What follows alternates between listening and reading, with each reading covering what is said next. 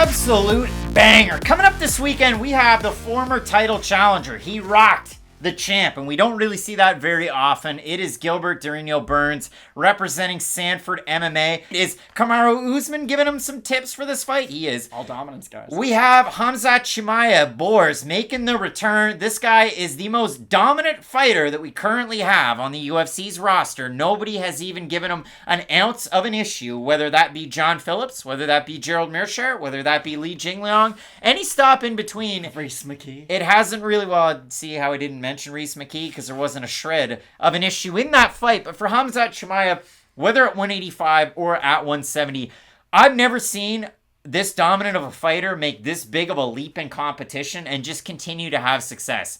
There's only one other guy I can think of.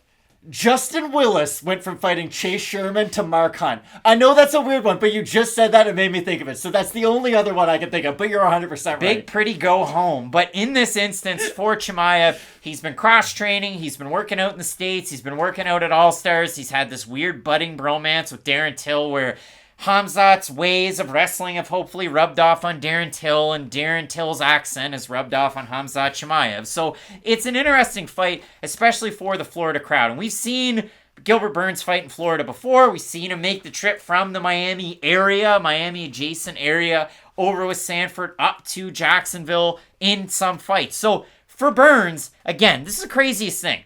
He's a giant underdog. We all know this. You didn't come here not knowing that to watch this video. And if you didn't, he is.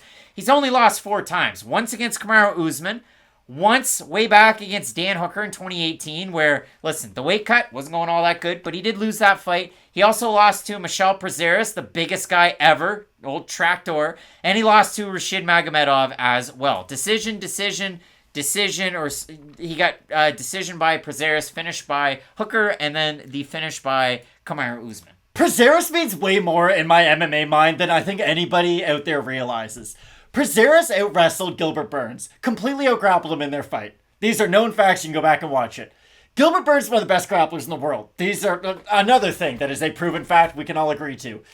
That's why it's kind of wild to me that Shavkat Rakhmonov was able to submit Prazeres and do it kind of easily. Like, this is why Prazeres, in my mind, means so much, because he was able to out-grapple a guy who I believe is one of the best grapplers in the UFC, but he also got submitted by a guy who I think is one of the brightest prospects, so that's why I have a lot of stock in Shavkat. Fill in the gaps there. Prazeres, the long USADA suspension, then the suspension after the Rakhmonov fight. Let me finish my story quick. 2 feet shorter. I understand. I'm just saying, for the sake of bringing up Prazeres, he means a lot more in my mind than I think people realize. But that's the fight that I kept on going back to when I was trying to figure out what fights Gilbert Burns has had in his career that could help get him ready for the Chimaev fight. Because I feel like a lot of people look at this fight and think, wow, he fought Usman, that should get him ready for Chimaev.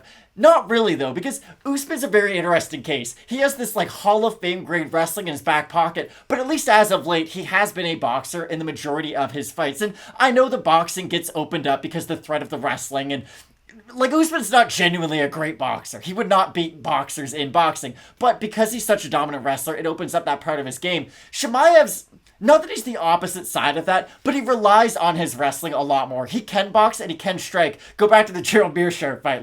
Gerald Mearshart's got a really good chin. Thiago Santos hit him with a lot of shots before he knocked him out. Mahmoud Muradov, who is one of the scariest men to be in the UFC octagon, hit him with overhand after overhand, and Gerald Mearshart, like an old leather boot, just somehow able to withstand all that. Khamzat put him down with one shot, and that's the type of power he has. But when I go back and look at that Prazeres fight and the way he was able to control Burns on the ground, I do think that there's a world where Khamzat can just rinse and repeat, use his size, use his physicality, and not out-grapple Gilbert Burns per se. You know what I mean? Because that would say he's going to pass his guard and really start to stunt on a guy who's truly one of the best grapplers in the UFC. I just think the size and the strength of Khamzat is at least going to make their grappling equal. Because that's the thing you got to go back to. Gilbert Burns was a lightweight. And I know the weight cut was tough for him. It was well documented how tough it was for him. But he didn't miss weight. And that is kind of another big thing. If he had missed weight 17 times at lightweight, then okay, it makes sense. But him at 170, he's not a big guy. He does use his speed quite a bit at this weight class, and I do think that is going to pay off, because again, if Khamzat has any negatives to his game, he's not the fastest striker in the world because of his size. So there's some gives and some takes with Khamzat's game. It's going to be really interesting to see what happens to Khamzat if Gilbert can crack him early, like he was able to do Usman, because I think a lot of people look at this fight and think, okay, on the feet, Khamzat, he's big, he's got power, he can beat Gilbert on the feet, but what if Gilbert gets to the mat? Then it'll be the opposite. I think it's the other way around. I think Gilbert Burns is the much more dynamic fighter on the feet. He has kicks, he has much better variety even with his punches, but on the ground, I just think the physicality of Chimaev is going to be able to stifle whatever offense Burns tries to get off his back. When you look at it for Chimaev, he has that Swedish national championship wrestling pedigree in his back pocket. Obviously, we all saw back late in 2021 that weird Jack Hermanson wrestling match, because it was fun, but if you do look at it, where does Jack Hermanson's bread get buttered? I mean, really, Chimaev was able to overtake him in that. Does it mean a lot? No, but it is interesting to see it nonetheless as an added piece of information that you can take and then relay it to this fight. And I look at Gilbert Burns and I look at some of the marquee wins, and I think the UFC's pumping this one quite a bit. It's that Mike Davis submission at 155, which Mike Davis, wish he fought every other weekend. Remember his fight with Mason Jones? That was a lot of fun. Remember his fight against Thomas Gifford?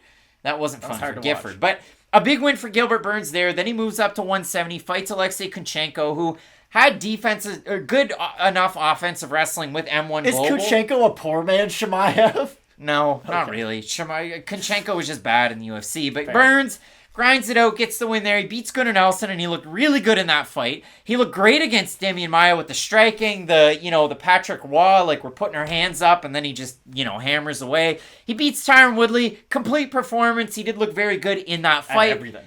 And then against Usman, he looked good at the start, and then the wheels started to fall off. It was a hot start like Aljamain Sterling against Petr Yan. And then if you look at it against Wonderboy, people might go back and go, okay, he beat Wonderboy, and he grappled him. And he did. And it was pretty dominant. Wasn't a good fight, though. It was not a good fight, though. That's the big key to that one. It wasn't much fun. And Wonderboy, it was always a matter of, was it a when or was it an if somebody's finally going to be able to just grind him out and wrestle him and beat him. And that's what Gilbert Burns was able to do.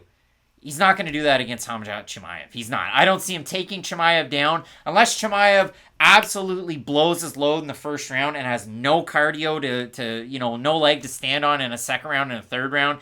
That's when I could see Burns taking over. Burns, as compact as he is, as far as the gas tank is concerned, I'm not necessarily worried about it at 170, especially against a guy like Chimaev, who we've seen finish fights incredibly quickly. Also, Burns got stronger as the Woodley fight went on, and his work rate went through the roof. Because early on, he was more of a power puncher in that matchup, and then as the fight went on, he was using great volume, great combinations. And again, this fight to me, I think everybody thinks Khamzat's going to win. Again, the odds aren't what they are if people thought Burns had a really good chance to win. But the thing about Chimaev is that he's going to have to show us more than like a 30-second clip in this fight for us to really have a good idea how he would do against someone like Usman. Because right now, Usman is the only champion currently fighting in the UFC. There's a real chance to become the GOAT of his division. We're about to talk about Petr Yan and Aljamain Sterling. Maybe you think one of those two have that ability. And same thing with Volkanovski and or a Korean Zombie if he's able to win. But for Chimaev, there's still so many questions that even if you are his biggest fan, you still almost want Gilbert Burns to have a couple moments in this fight just to see how Chimaev reacts when he is on the receiving end of damage, or if he's the one getting taken down. That's what I would like to see. Odds open at par. Chimaev now a minus 543. Average on best fight odds for Burns, plus 395 on the comeback. Tapology votes surprise to us as they are to you. Matt, I'm going to say over under 85% Chimaev. Over. You're going to say it's over? It's slightly over. Look at that. 1,898 total votes, 86% Chimaev.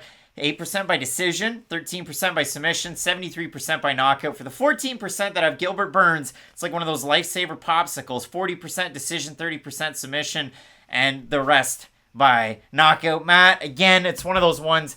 I think it's tougher than the odds suggest because, again, the sample size of Chimaev against, top 5 guys, top 10 guys even, it's not quite there. I have Khamzat Chimaev winning with the physicality, but once more, this is the most dynamic guy that Chimaev's ever fought.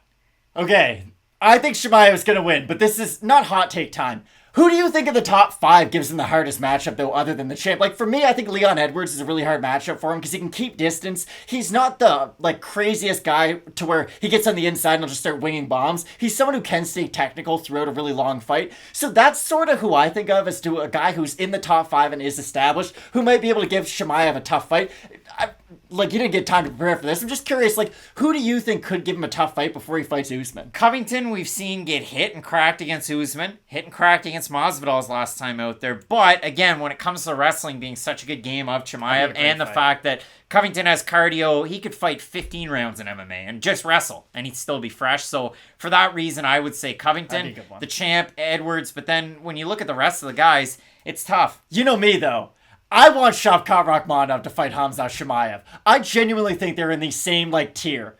I just think they haven't had the chance to, like, show it against these top-level fighters. I have people tell me I'm crazy in my Twitter DMs because I said this, like, a while ago, and then Shavkat, thank God, beat Carlston Harris. But, like, Shavkat and Chimaev, they just need the chance to show how good they are. I think we all kind of understand just how talented of a fighter they are. They just need the experience to sort of catch up. So I think this could be a great fight because we're going to learn something about Khamzat Chimaev this weekend. Big time opportunity for both of these guys. Let us know down below in the comments section if you think the odds are baked on Khamzat Chimaev. I do.